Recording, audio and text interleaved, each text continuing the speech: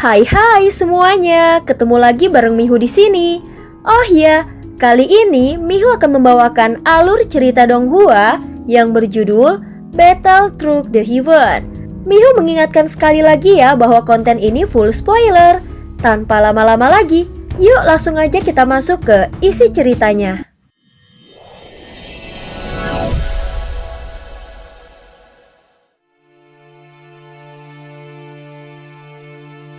Melanjutkan dari kisah sebelumnya.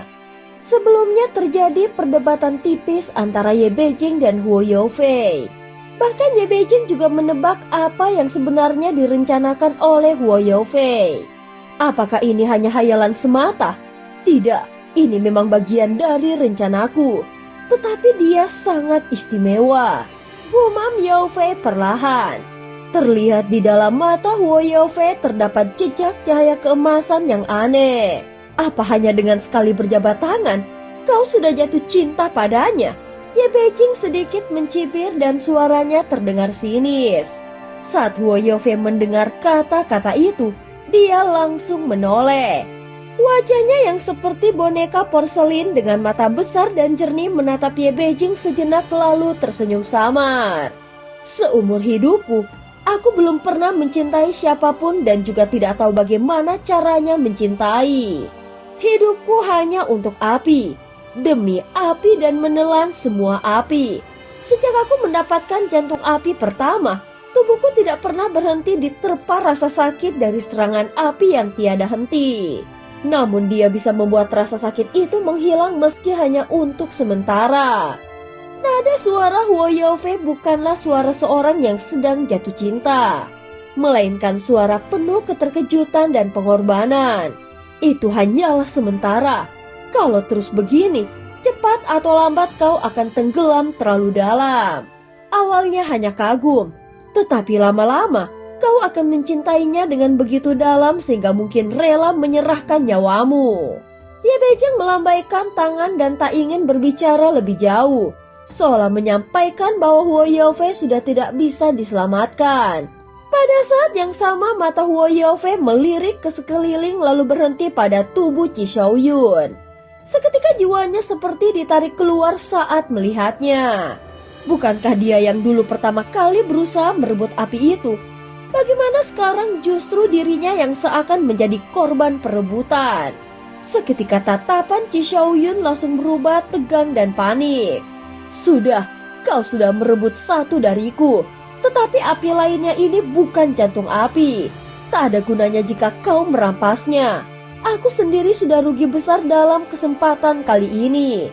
Bagi orang luar yang tidak memahami ilmu api, mereka akan mengira bahwa Qi Shaoyun memiliki 5 jenis api secara sekaligus. Namun kenyataannya, jika bukan karena metode Huo Yaofei dan Xiaoyan yang begitu canggih untuk menyeimbangkan kekuatan di dalam tubuh mereka, mustahil seseorang mampu mengendalikan 5 jantung api secara sekaligus. Jadi dari 5 api itu kemungkinan besar hanya 1 yang asli. 4 lainnya hanya untuk mengelabui orang. Dan ternyata satu-satunya yang asli itu malah direbut oleh Huo Yaofei. Di dalam hati Qi Shaoyun rasanya seperti ditusuk ribuan jarum dan terasa sangat menyakitkan. Tetapi apa yang bisa dia lakukan sekarang? Bertarung sampai mati, itu percuma. Dia tahu bahwa jika dia mempertaruhkan nyawanya hasilnya tetap nihil. Malah akan kehilangan segalanya termaksud hidupnya. Yang lebih menyakitkan, tatapan Huo Yaofei hanya singgah sebentar padanya, lalu berpaling dan menandakan bahwa keempat api lainnya memang tidak ada nilainya. Sehingga Qi Shaoyun bisa menghela napas lega. Tetapi di saat yang bersamaan, dia merasa sangat terhina. Namun dia masih enggan pergi dari tempat ini. Siapa tahu masih ada kesempatan. Siapa tahu nanti ada yang datang merebut api dan situasi berbalik. Kalau Huo Yaofei benar-benar meledak dalam amarah, mungkin dia akan memuntahkan kembali 1 atau 2 jantung api. 1 saja sudah cukup bagiku.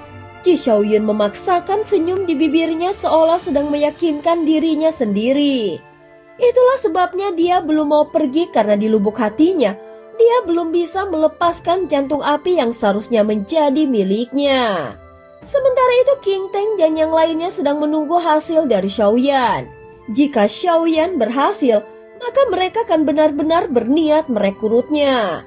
Tentu saja hal itu akan menjadi penguatan luar biasa bagi Sekte 9 Pilar Emas. Seseorang yang memiliki banyak jantung api, kekuatan jiwa yang menakjubkan dan bahkan sepertinya tidak menolak untuk bergabung. Tentu saja King Teng menganggap Xiaoyan sebagai kandidat yang sungguh luar biasa. Namun tubuh Xiaoyan kini mulai dipenuhi kelabuhan darah. Tubuhnya telah mencapai batas meledak dan menghancurkan darahnya. Bentuk tubuhnya kini membesar hingga ratusan ribu kaki. Dan dorongan kekuatan fisiknya meningkat sampai ke puncaknya. Bagi avatar Yuan Shen, selama tubuhnya tidak hancur sepenuhnya maka dia bisa tetap bertahan. Namun saat menyatu dengan kekuatan 9 bintang dari tubuh aslinya, dia bahkan tampak kesulitan untuk menahan kekuatan penghancur dari api ini. Saat ini Xiaoyan telah berjalan 50 langkah, dan berarti sudah setengah perjalanan melewati badai api. Namun semakin dia maju, tekanan yang dirasakannya justru semakin mengerikan. Dia bahkan mulai merasakan niat kehancuran yang tersembunyi di dalam badai api. Badai ini seakan punya kesadaran yang ingin menghancurkannya sepenuhnya. Dia seperti batu di tengah aliran lava yang tiba-tiba meluap. Sehingga sekuat apapun batu itu, lambat laun terkikis hingga lenyap. Dan kini Xiaoyan harus menantang arus itu dan menahan kekuatan penghancur dari badai api. Hanya dengan mengandalkan kekuatan fisik semata. Sungguh tidak masuk akal. Api seperti itu bukan sesuatu yang bisa didapatkan oleh orang biasa tanpa tubuh yang benar-benar kuat. Bahkan ujian pertama saja tidak akan bisa dilewati. Ucap Huo Yaofei perlahan. Bagaimanapun, dia sendiri pernah gagal di titik ini. Namun langkah Xiaoyan masih belum berhenti.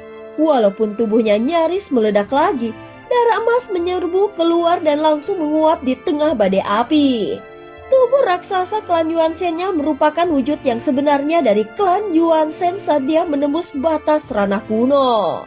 Namun kini telah menyusut dengan cepat menjadi ukuran normal. Sehingga sosok yang tadinya menjulang seperti dewa kini tampak seperti manusia biasa. Namun darah dan ki-nya justru menjadi lebih mengerikan.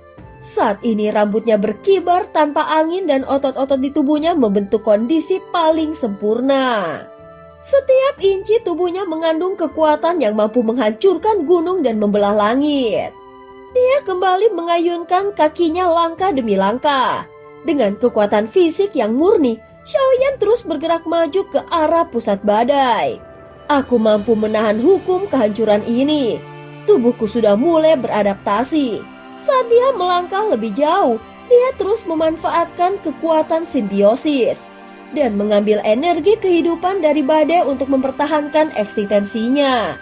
Namun ketika mencapai langkah ke-70, tiba-tiba di antara kekacauan badai api yang membara muncul semburat aura asing yang jelas-jelas bukan berasal dari kekuatan api itu sendiri. Seketika itu juga naluri Xiaoyan merasakan bahaya. Xiaoyan langsung memanggil ketujuh kekuatan asalnya, lalu membungkus tubuhnya untuk perlindungan. Namun itu sudah terlambat. Sinar api dalam bentuk seperti kilat langsung melesat seperti panah yang ditembakkan dari dimensi lain. Seketika sinar cahaya itu menembus tubuh Xiaoyan. Dalam sekejap, tubuhnya langsung bergetar hebat. Darah emasnya kembali menyembur. Tulang-tulang emasnya terlihat sangat jelas. Bahkan organ di dalamnya pun tampak transparan. Seolah sinar itu hendak menghancurkan tubuhnya hingga tak tersisa. Bahkan tenaganya langsung menghilang dan tubuhnya terpental keluar dari badai. Baru saja dia hampir mencapai pusat, namun hanya dalam sekejap mata Xiaoyan sudah kembali ke tempat semula. Meski begitu kekuatan tubuh Xiaoyan benar-benar mengerikan. Daging dan otot yang terkoyak segera pulih seolah tidak terjadi apa-apa. Seakan tubuhnya tidak lebih dari boneka yang bisa diperbaiki dalam sekejap. Itukah wujud asli sejati dari jantung api pemusnah? Namun kejadian itu tidak menghancurkan semangatnya. Justru sebaliknya dia merasa tertantang, sehingga semangat tempurnya meledak. Setelah menyembuhkan diri sesaat, Xiaoyan langsung kembali menerjang badai api sekali lagi. Saat para kultivator lainnya merasakan energi kehidupan mereka diserap, mereka mulai panik dan mencoba menahannya. Namun bagi Xiaoyan yang memiliki kekuatan simbiosis, dia bisa menyerap energi kehidupan dengan efisien. Tetapi jika dia terus-menerus menggunakan energi ini, maka jumlahnya akan semakin menipis.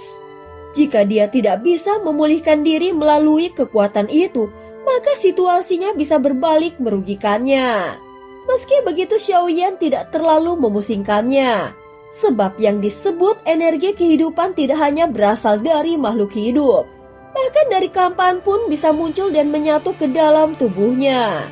Yang paling penting, dia harus menembus inti pusat badai kemudian mendapatkan jantung api pemusnah. Dalam upaya keduanya, Xiaoyan sekali lagi berhasil mencapai titik yang hampir sama seperti sebelumnya. Namun kini api penghancur yang mampu menghancurkan tubuhnya pun akhirnya muncul kembali. Dan cerita pun berakhir. Terima kasih udah dengerin Mihu dari awal sampai akhir ya. Sampai jumpa.